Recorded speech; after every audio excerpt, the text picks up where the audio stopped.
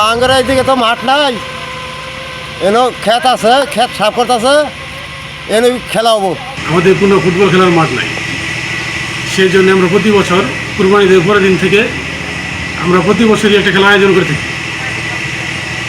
খেলার ঈদের পর থেকে রেগুলার খেলা চলবে, এই জন্য আমাদের মাঠ নাই বিধায় বুড়ো খেতে নাড়া কেটে আমরা খেলার মাঠ তৈরি করি।